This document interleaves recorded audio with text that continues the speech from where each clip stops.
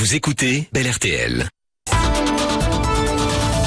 7h50 donc, Martin Buxan est votre invité ce matin, Didier Gossuin, bonjour. Ouais, qui vient nous voir ce jeudi matin, Didier Gossuin, ministre bruxellois de l'emploi, de l'économie. Alors que c'est le jour J, jour J pour les candidats de l'opération Au Boulot menée par Bel RTL. Après les candidatures déposées sur notre site, ceux qui ont la chance d'avoir été sélectionnés se présentent aujourd'hui devant leurs employeurs potentiels à la RTL House ici.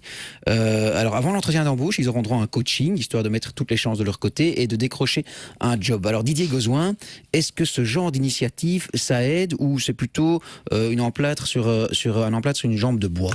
Non, ça aide de faire rencontrer des demandeurs d'emploi et des patrons, ça c'est sûr, et ça crée une mobilisation autour de la nécessité de donner à tous un job. Mais très objectivement, le problème en Belgique, ce n'est pas job. C'est qualification. Il y a 350 000 Belges qui sont inscrits en Flandre, en Wallonie, à Bruxelles, qui n'ont pas de qualification, c'est-à-dire au mieux le diplôme de l'enseignement humanité inférieure et le plus grand nombre de primaires. De primaires, quoi. Et qui donc, sortent voilà, avec un diplôme de primaire. donc des gens qui ne sont pas utilisables sur le marché du travail. Et quand on vous dit que dans les 10 ans, on va encore supprimer 200 000 postes de faible qualification... Quoi, la robotisation, ça, c'est les mutations technologiques, c'est une étude faite par Agoria, et que dans le même moment, rien qu'à Bruxelles par exemple, il y a presque un jeune sur 4 qui sort chaque année de l'obligation scolaire sans aucun diplôme. Donc c'est un échec que je dénonce depuis 10 ans, et ça ne bouge pas de manière... Alors qu'est-ce qui se passe? Le problème, c'est la formation. Alors pour bien évidemment, ce n'est pas possible que dans un pays... c'est pas possible que dans un pays développé comme le nôtre, on ne soit pas capable de donner une qualification aux jeunes après 18 ans. Il ne faut pas tous être médecins, mais au moins avoir une qualification, être cariste, de pouvoir être utilisable sur le marché du travail. Alors, qu'est-ce qui tourne par rond? Comment ça se fait qu'on parle de pacte d'excellence pour l'enseignement, etc. On réforme, et là vous nous dites... Le véritable problème... D'abord avec le pacte d'excellence, je n'ai rien contre le pacte d'excellence, c'est une bonne chose en principe, mais une fois de plus, on chamboule tout l'enseignement, alors que notre faiblesse à nous, c'est l'enseignement qualifiant, c'est l'enseignement professionnel, c'est l'orientation d'un certain nombre de jeunes qu'on maintient dans l'enseignement général et qui n'y ont pas leur place, et qui seraient mieux en entreprise, à apprendre un job, formation en alternance, etc.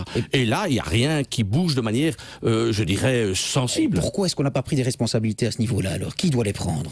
Bien entendu, le monde de l'enseignement, qui doit d'abord faire son mea culpa d'un certain échec, il faut bien le reconnaître. Les politiques aussi sont là pour bien entendu, les politiques. Et donc, chaque fois qu'il y a un ministre, on refait une réforme générale de tout l'enseignement, alors qu'on a des écoles qui sont hyper efficaces, qui sortent des gens de grande qualification, mais on a aussi ce gap d'échec de tant de jeunes qui n'ont pas leur place dans l'enseignement. Vous nous dites alors ce matin, le message c'est on va dans le mur là, à ce niveau-là. Bien sûr que on va dans le mur, quoi. Bien entendu qu'on va dans le mur. Qu'est-ce qu'on va faire de ces 350 000 personnes qui aujourd'hui n'ont pas de qualification, quand on sait qu'on est en train de détruire à une vitesse VV prime des emplois faiblement qualifiés? Donc si on n'a pas un changement radical dans les 5 ans, on va avoir un gap considérable de gens qui seront dans la société à ne rien faire, jouer au sudoku, dans le brouillard, sans espoir et sans avenir. Didier Gossuin, on nous dit sans cesse que les chiffres du chômage à Bruxelles ça va mieux, qu'il y a X mois de diminution du chômage. Mais bien sûr que ça va mieux. Donc c'est quoi? C'est pas vrai alors ça? Si, c'est vrai, mais il reste un noyau de chômage structurel sur lequel on n'aura pas de prise si on ne donne pas des qualifications. Et vous savez, quelqu'un qui était en décrochage, le taux de décrochage dans est de 18%.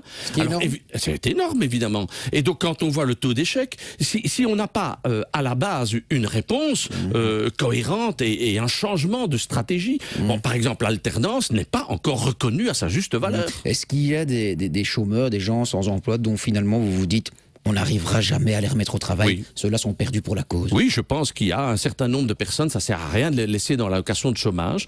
C'est ce qu'on appelle en termes des MPP, des gens qui ont des problèmes médicaux, sociaux, psychiques, etc.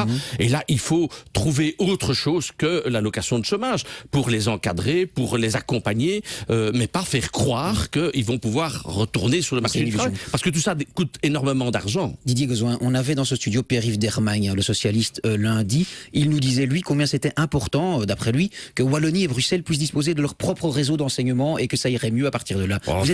Vous êtes d'accord avec ça? Écoutez, mais non, c'est ridicule. Allez, ridicule. voilà encore, on a un problème dans l'enseignement et alors on va les séparer et régionaliser. Arrêtons, ça fait 30 ans qu'on dysfonctionne dans cet État en faisant des réformes les unes après les autres. La 6e réforme de l'État, tout le monde maintenant s'accorde à dire que c'est un échec, que ça nous coûte un pont et que ça crée encore plus de complexité. Alors on va pas encore rajouter une régionalisation. Non, mais l'idée c'était de dire il y a des spécificités à Bruxelles et à Wallonie qui seraient mieux prises en compte avec un. Mais il y a des spécificités à Molenbeek par rapport à Oderghem. Est-ce qu'on va commencer à scinder l'enseignement à Bruxelles? Enfin non. Vous savez, les problèmes de la qualification, de l'enseignement professionnel ou de l'alternance, il est le même en Wallonie ou à Bruxelles. Question à vous, le Bruxellois, sur la mobilité. C'est toujours aussi pénible et encombré à Bruxelles. Qui est responsable, Didier Gauzoin?